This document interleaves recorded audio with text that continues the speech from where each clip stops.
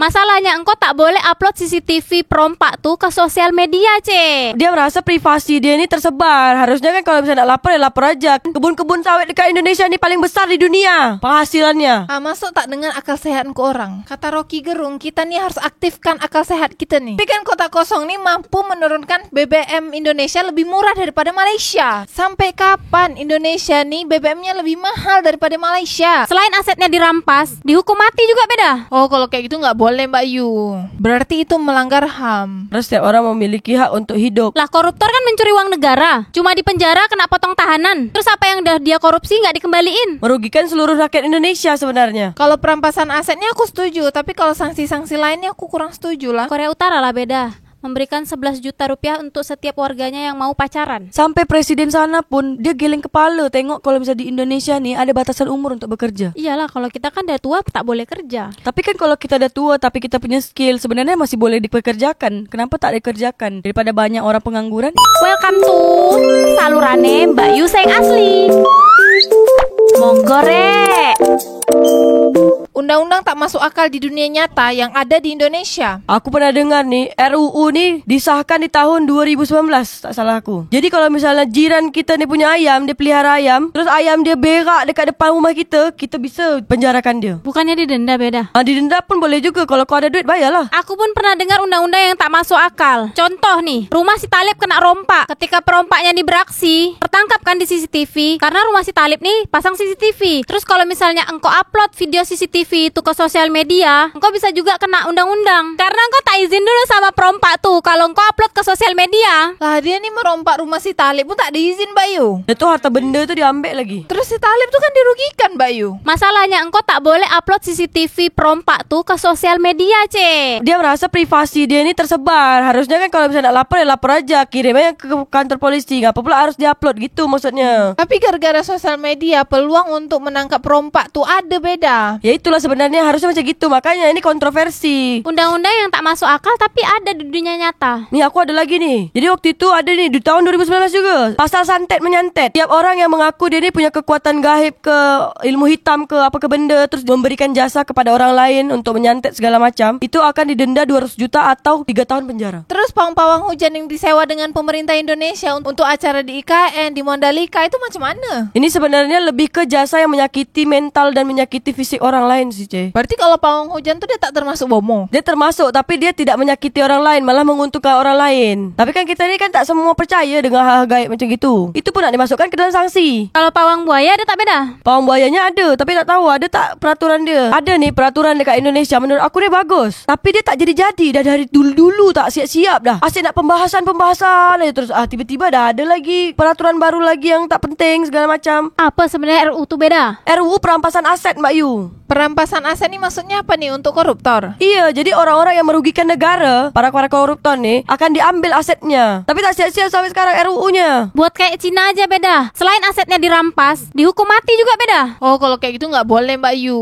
Berarti itu melanggar HAM. Terus setiap orang memiliki hak untuk hidup. Lah koruptor kan mencuri uang negara, cuma di penjara kena potong tahanan. Terus apa yang dia korupsi nggak dikembaliin? Merugikan seluruh rakyat Indonesia sebenarnya. Kalau perampasan asetnya aku setuju, tapi kalau sanksi-sanksi lainnya aku kurang setuju lah. Jadi kau setujunya apa, Ce? Harga BBM di Indonesia itu harus lebih murah daripada Malaysia Mbak Yu. Karena selama ini Malaysia Petronas ini untung terus Mbak Yu, sedangkan Pertamina rugi terus. Harga minyak makan Indonesia pun lebih mahal daripada Malaysia, Ce. Padahal kan kebun-kebun sawit dekat Indonesia ni paling besar di dunia penghasilannya. Masuk tak dengan akal sehat ke orang. Kata Rocky Gerung, kita nih harus aktifkan akal sehat kita nih. Perampasan aset tuh macam mana beda? Dah 16 tahun Mbak Yu tak siap-siap RUU ni. Dari tahun 2008 sampai sekarang 2024 tak siap-siap. Dia tu tak masuk ke dalam daftar prioritas RUU. Sekarang pula keluar pula lagi baru RUU Pilkada. Oh, Pilkada yang membatalkan putusan MK tu Iya, yang buat sekarang lagi heboh ni sampai turun ke jalan aksi-aksi segala macam. Teruk tu beda. Oh, yang Garuda Biru tuh beda. Ini terjadi karena rakyat ni tak nak Pilkada dekat Indonesia ni melawan kotak kosong. Kalau kita melawan kotak kosong terus kotak kosong yang menang, habislah Indonesia ni. Daerah-daerahnya tak ada kepala daerah. Tapi aku setuju pula lawan kotak kosong ni beda. Apa pula? Ya kalau kotak kosong tu bisa menurunkan harga BBM di Indonesia lebih murah daripada Malaysia lagi, ya kenapa tidak? Tapi kotak kosong ni tak ada calon dia, macam mana dia nak turunkan? pemerintahan. Gini C, ini kan ada calon kepala daerah dengan koalisi-koalisinya. Ini kotak kosong. Tak mungkin pula kotak kosong ini akan memimpin daerah ini. Kemungkinan kotak kosong ini akan dipilih masyarakat tuh ada tak? Kotak kosong menang pun ada juga kejadian, C. Akan berarti betul kan kotak kosong bisa menang? Lah terus kalau kotak kosong yang menang, siapa yang memimpin daerah ini C?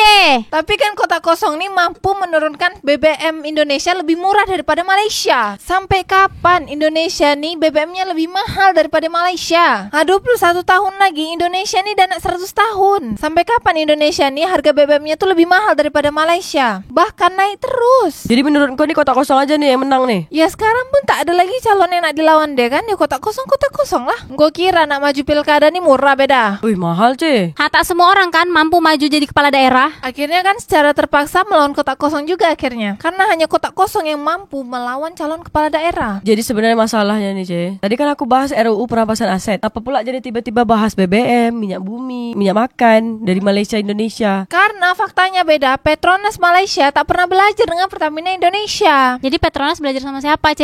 Sama kotak kosong C? Sama ESO British. Kau tahu dari mana, C? Netizen Malaysia yang komen ke YouTube channel aku. Banyak juga yang komen kalau mobil Proton Malaysia tuh ada komunitasnya di Indonesia. Komunitas Proton Malaysia yang ada dekat Indonesia ini dekat daerah mana, Mbak Yu? Dekat Pulau Jawa. Tapi kata orang netizen Malaysia, baru aja kita pergi seminggu ke Indonesia dibilangnya pula Proton tuh dari Indonesia, kata kayak gitu. Proton tuh pakai kotak kosong tak? Singapura kan beli air bersih dengan Johor Malaysia. Terus kalau misalnya minyak mentah dari Indonesia nih dijual murah ke Singapura. Tapi beda, di Singapura kan diolah, dijual lagi di Indonesia dengan harga yang mahal. Pemerintah Singapura nak bagi 10 juta rupiah ke warga-warga Singapura. Korea Utara lah beda, memberikan 11 juta rupiah untuk setiap warganya yang mau pacaran. Di New Zealand ada satu desa dia nih, dia nak jual rumah dekat daerah situ, cuman 1.000 rupiah aja dia jual ke orang. Sama ada satu desa juga yang dekat New Zealand, gak tahu dekat mana, entah di satu desa yang sama atau tidak. Dia nak bagi rumah gratis, tapi orang-orang yang tinggal dekat situ harus jadi warga negara New Zealand dan jadi pekerja dekat desa itu. Kekurangan penduduk ya beda di New Zealand itu. Aku tak tahu tuh, aku tak baca sampai situ. Di Jepang beda, warganya yang mau melahirkan disubsidi sampai anaknya besar. Iya, walaupun warga negara asing. Di Jerman juga gitu, Mbak Yu. Jadi kalau misalnya dia melahirkan tuh dibiayain dari perawatan dia pas lagi hamil sampai dia melahirkan, terus anaknya lahir, terus anaknya tuh sekolah sampai S2 dibiayain semua sama pemerintah. Tapi kan di Jerman pajaknya tinggi beda. Tapi kalau di Jerman kalau kerja tak ada batasan umur. Jadi maksud kau walaupun udah tua pun masih tetap bisa kerja? Iya boleh, yang penting dia ini ada skill dan niat kerja. Sampai presiden sana pun dia geleng kepala tengok kalau misalnya di Indonesia nih ada batasan umur untuk bekerja. Iyalah, kalau kita kan udah tua tak boleh kerja. Tapi kan kalau kita udah tua tapi kita punya skill, sebenarnya masih boleh dipekerjakan. Kenapa tak dikerjakan? Daripada banyak orang pengangguran. Sekarang nih lapangan pekerjaannya yang tak ada beda. Kat Malaysia pun beda. Usia 50 tahunan pun masih jadi kasir-kasir, makcik-makcik, bangla-bangla, semuanya lah yang dari Malaysia tuh semuanya bekerjanya dari umur 50 tahun ke atas. Masih dipekerjakan. Tapi Malaysia tak tinggi pajak dia, Mbak Yu. Tak setinggi Jerman. Tapi Mbak Yu, di Jerman kalau misalnya kita nak jadi warga negara Jerman, syaratnya adalah harus mendukung Israel. Kalau engkau nak jadi warga Jepang beda, engkau harus kerja dulu minimal 5 tahun beda. Kerja di Jepang? Iyalah, tak mungkin lah kerja di Korea Utara. Tapi kalau di Singapura, nak jadi warga negara Singapura, syaratnya adalah tidak pernah keluar dari negara Singapura selama 5 tahun. Jadi dia mau kerja atau tidak, misalnya dia kuliah, sekolah. Tapi kalau misalnya dia dah menetap di sana, ibaratnya kalau misalnya kita beasiswa kan dapat duit, tak payah kerja. Tapi kan ada batasan tahun segala macam. Kita bilang nak jadi warga negara Singapura, itu tak boleh keluar dari negara Singapura selama 5 tahun. Main kat tepi pantai pagar Singapura pun tak boleh beda. Selama tak melewati perbatasan negara boleh lah, Mbak Yu. Berarti main kat tambak Johor pun tak boleh. Tak boleh. Betul-betul harus di kawasan Singapura aja. Aku nak jengah kepalaku dekat tambak Johor pun tak boleh. Kau ni nak cari apa? Kau nak jadi warga negara Singapura atau warga negara Malaysia? Jadi beda. Kata Cece tuh, kalau misalnya kita kerja di Singapura, gaji dia tinggi. Kalau nak tinggalnya di Malaysia, Johor. Karena biaya di Johor lebih murah beda. Jadi kita kerja di Singapura, tinggalnya kat Malaysia. Tapi kan itu cuma berlaku sama orang Malaysia, Mbak Yu. Kita kan orang Indonesia. Kita nak pergi ke Singapura, Malaysia aja naik ferry. Harga dia dah mahal lagi. Tapi minyak mentah Indonesia ni dijual di Singapura beda. Tapi kan Singapura ni investor terbesar kat Batam, Mbak Yu. Total dia berapa beda? Pokoknya triliun-triliun lah, Mbak Yu. Bukannya lebih besar investor Tiongkok Cina tuh beda. Tiongkok tuh cuma 1 triliunan lah.